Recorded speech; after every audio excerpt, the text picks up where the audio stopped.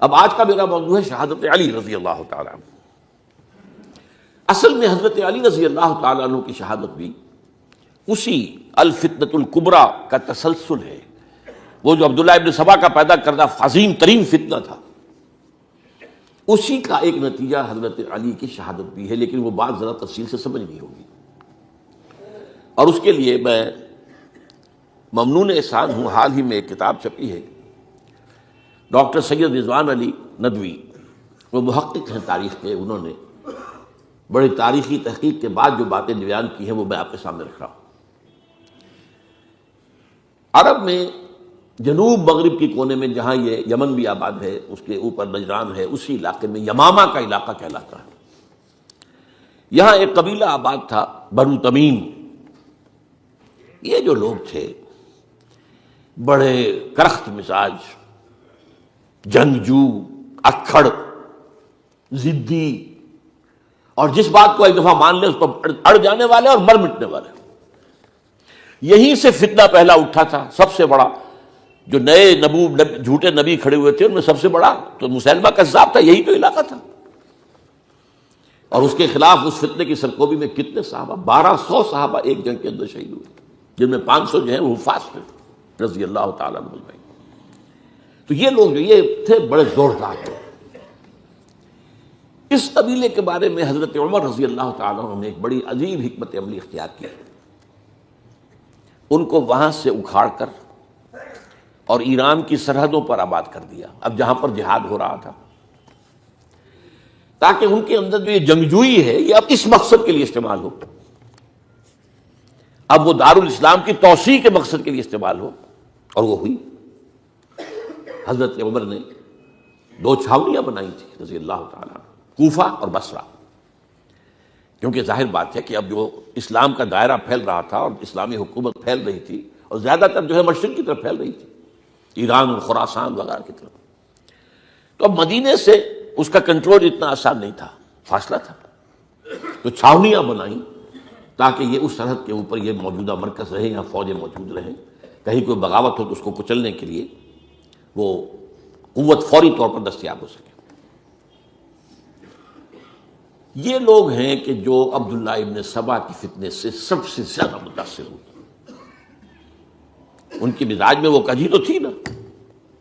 حضرت عمر بھی ان کا جو ایک مضبوط کنٹرول تھا انہیں دبائے رکھا ہے، اور ان کا رخ جو ہے ایک دوسری طرف موڑ کر اس سے اسلام کو فائدہ پہنچایا۔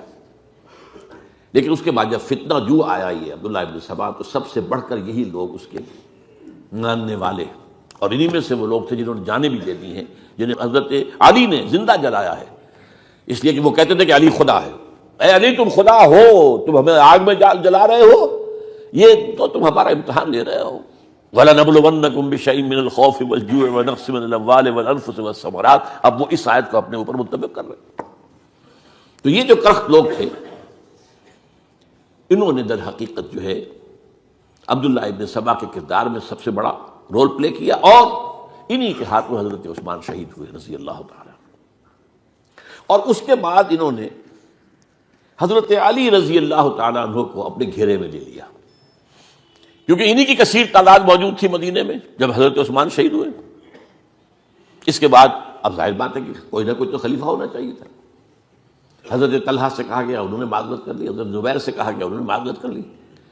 اب ظاہر بات ہے کہ حضرت علی آخر امت کو چھوڑا تو نہیں جا سکتا تھا بغیر امام کے، انہوں نے قبول کر لیا، اگرچہ حضرت حسن روکتے رہے کہ ابا جان یہ ان لوگوں کی بیعت جو ہے آپ قبول نہ کیجیے۔ حضرت حسن تو ان میں سے ہیں جو حضرت عثمان کے دروازے پر کھڑے تھے پہرے دار کی حیثیت سے، حسن اور حسین رضی اللہ تعالیٰ عنہ، انہیں تو معلوم تھا فتنہ جو کون لوگ ہیں۔ اس کے بعد حضرت علی رضی اللہ تعالیٰ عنہ نے اسی حکمت سے، جس حکمت کے تحت حضرت عمر نے یہ چھاونیاں آباد کی تھیں، دارالخلافہ بھی مدینے سے کوفہ منتقل کر دیا تاکہ پورے عالم اسلام کو کنٹرول کیا جا سکے اس مرکز کے ساتھ۔ اس کا نتیجہ یہ نکلا کہ اب گویا کہ حضرت علی کے گرد ان لوگوں کا گھیراؤ مکمل ہو۔ کوفے میں یہی تو آباد تھے، کوفی یہی تو تھے، حضرت عمر نے انہیں لا کے یہاں آباد کیا تھا۔ جب حضرت علی نے کوفے کو اپنا دارالخلافہ قرار دیا تو گویا کہ ان کا پھر عمل دخل بہت بڑھ گیا۔ ایک طریقے سے یوں کہا جا سکتا ہے کہ انہوں نے اب حضرت علی رضی اللہ تعالیٰ عنہ کو اپنے محاصرے میں لے لیا۔ چنانچہ جنگ جمل کے موقع پر یہ ہوا ہے کہ صلح ہو گئی تھی، حضرت عائشہ رضی اللہ تعالی عنہ کے جو نمائندے تھے اور ادھر سے حضرت علی، صلح ہو گئی تھی، طے ہو گیا تھا کہ ہاں قاتلین عثمان کو جو ہے اس کو سزا دی جائے گی، قصاص لیا جائے گا حضرت عثمان کی قتل کا۔ لیکن ان لوگوں نے 10,000 آدمی کھڑے ہو گئے کوفے کے اندر، ہم سب قاتل ہیں عثمان کے، لوگ قصاص ہم سے اگر لے سکتے ہو، جس کے نتیجے میں اور انہوں نے جنگ شروع کر دی۔ اور جب جنگ شروع ہو جائے تو پھر اس کے بعد تو کوئی نہیں دیکھ سکتا کیوں شروع ہوئی، کیسے شروع ہوئی، کس نے شروع کی، اب تو یا مارو یا مرو، دو ہی باتیں ہوتی ہیں۔ 10,000 مسلمان ایک رات میں شہید ہوئے جنگ جمل میں۔ اب اس کے بعد حضرت علی رضی اللہ تعالیٰ عنہ کی خلافت جو ہے حضرت امیر معاویہ نے ماننے سے انکار کر دیا۔ جب تک قاتلین عثمان کو سزا نہیں دیتے ہم بیعت نہیں کریں گے۔ یہ نہیں کہ دعویٰ کیا ہو کہ میں خلافت کا حقدار ہوں، یہ نہیں، لیکن یہ کہ آپ کو ان کو سزا دینی چاہیے۔ اب یہ تھا وہ مخمصہ جس میں حضرت علی رضی اللہ تعالیٰ عنہ وہ فرماتے تھے تو میرا ساتھ دو تو میں ان قاتلین عثمان سے سزا جو ہے ان کو سزا دے سکتا۔ ادھر انہیں پتا تھا کہ میں سرنڈر کرتا ہوں تو مجھے علی تک تو پہنچنے کوئی نہیں دے گا، راستے میں ختم کر دیں گے رضی اللہ تعالیٰ عنہ۔ تو یہ پیچ تھا ایک جو ایسا پڑا ہے۔ اب اس میں جب حضرت معاویہ اور حضرت علی کے مابین فیصلہ کن جنگ ہوئی، جنگ صفین جسے کہتے ہیں، جس میں 70,000 مسلمان ایک دوسرے کی تلواروں، تیروں، نیزوں سے قتل ہوئے۔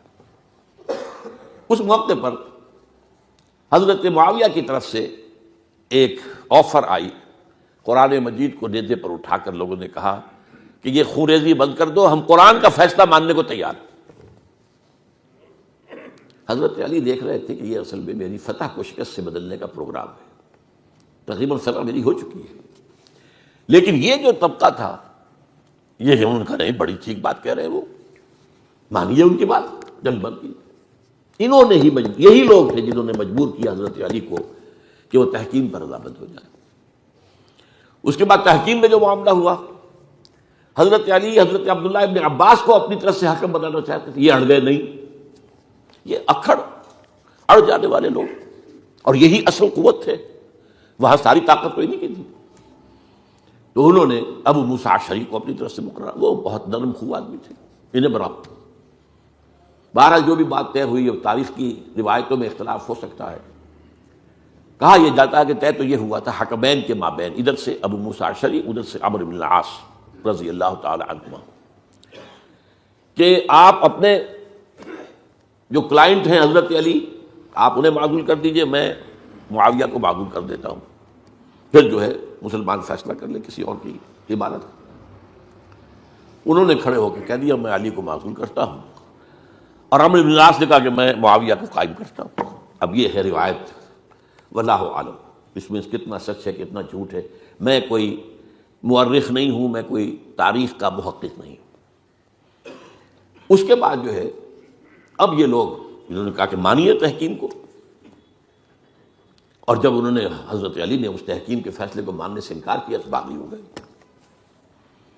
حضرت علی کو کافر قرار دیا، اور جا کر ایک جگہ پر حرورہ ایک جگہ تھی، وہاں پر جا کے جمع ہو گئے، جتھا بندی کی، بہت بڑی طاقت اور وہاں کری۔ انہوں نے طے کیا کہ علی بھی کافر ہو گیا، معاویہ بھی کافر ہو گیا، عمرو بن العاص بھی کافر ہو گئے، سب کافر۔ حضرت علی کی طرف سے ایک گئے سفیر ان سے بات کرنے کے لیے، تو انہوں نے کہا تم ہی نے تو کہا تھا کہ تحکیم کو تسلیم کرو، کہ ہاں ہم نے گناہ کیا تھا، کفر کیا تھا، ہم توبہ کی، ہم نے اگر علی بھی مان لے کہ میں نے مان کر کفر کیا تھا اب میں توبہ کرتا ہوں تو ہم ان کی بات مان لیں گے۔ اب حضرت علی اس طرح کا جھوٹ کیسے بولتے ہیں، انہوں نے تو کوئی کفر نہیں کیا تھا۔ بہرحال انہوں نے پھر بھی نرمی برتی کہ دیکھو اگر تم کوئی خونریزی نہیں کرو گے، فساد نہیں مچاؤ گے تو میں تمہیں کچھ نہیں کہوں گا، لیکن وہ اپنی ان شرارتوں سے بعد نہیں آئے۔ تو پھر تیسری جو بڑی جنگ ہوئی ہے ان جنگوں میں، جنگ نہروان کہلاتی ہے، حضرت علی کی جنگ خوارج کے ساتھ، جس میں 4,000 خارجی جو ہے وہ قتل ہوئے۔ اور یہ بات اب آپ نوٹ کر لیجئے کہ یہ لوگ جیسا کہ اکھڑ بھی تھے لیکن اپنی بات پر ڈٹ جانے والے تھے، لیکن ساتھ ہی دیندار بھی تھے، نمازی اور روزہ بھی تھے۔ یہ اس طرح کے لوگ نہیں تھے کہ جو فاسق اور فاجر ہو، بس یہ مزاج کا ایک ہے، جس بات جو بات دل میں بیٹھ گئی اڑ گئی۔ تو یہ اصل میں انہوں نے پھر فیصلہ کیا کہ اور تو ہمارے بس میں اب کچھ نہیں ہے، ان تینوں کو قتل کر دیا جائے، علی کو بھی اور معاویہ کو بھی اور عمرو بن العاص کو بھی۔ تو ایک جگہ ان کی سازش ہوئی، 3 آدمی معین ہو گئے، ایک ہی وقت کا طے فیصلہ ہو گیا، فلاں تاریخ کو فجر کے وقت تم جاؤ، وہ تم کوفے کی جامع مسجد میں، جب علی نماز جماعت کرا رہے ہو خنجر مارو انہیں۔ اور یہ اس کا نام ابن ملجم تھا، خارجی، یہ وہی لوگ بنو تمیم کے لوگ۔ دوسرا جو تھا وہ دمشق میں حضرت معاویہ کو قتل کرنے شہید کرنے کے لیے پہنچ گیا۔ تیسرا مصر پہنچ گیا حضرت عمرو بن العاص کو۔ اب یہ بات اللہ کی طرف سے ہے، یہ تو اس کی مشیت ہے، اس کا فیصلہ ہے۔ حضرت علی پر وار کارگر ہوا، آپ شہید ہو گئے۔ حضرت معاویہ پر وہ وار ذرا اوچھا پڑا، زخمی تو ہوئے لیکن آپ کی جان بچ گئی۔ عمرو بن العاص اس روز مسجد میں کسی معذوری کی وجہ سے، عذر کی وجہ سے فجر میں آ ہی نہیں سکے، لہذا حضرت علی کی شہادت ہو گئی۔ اب یہ ہے اصل پس منظر، کن لوگوں نے کیا شہید، اصل میں وہ سمجھ لینے کی بات ہے۔ یہ خوارج نے شہید کیا، لیکن خوارج کا فتنہ سبائی فتنے ہی کا آف شوٹ ہے، اسی کے ذیل میں ہے، اسی کی ایک شاخ ہے، اسی کا ایک نتیجہ ہے۔ یہ خوارج جو ہے بعد میں بھی ان کی مسلسل جو ہے وہ جنگیں رہی ہیں۔ بہرحال اس صورتحال کو یہ سمجھ لیجئے کہ یہ خلفائے ثلاثہ رضی اللہ تعالی عنہ، حضرت عمر شہید، عثمان شہید، علی شہید۔ عجیب بات ہے کہ تینوں کا نام عین سے شروع ہوتا ہے، عمر عین سے، عثمان عین سے، علی عین سے، تینوں شہید ہوئے ہیں۔ لیکن یہ کہ یہ ہے تاریخی پس منظر۔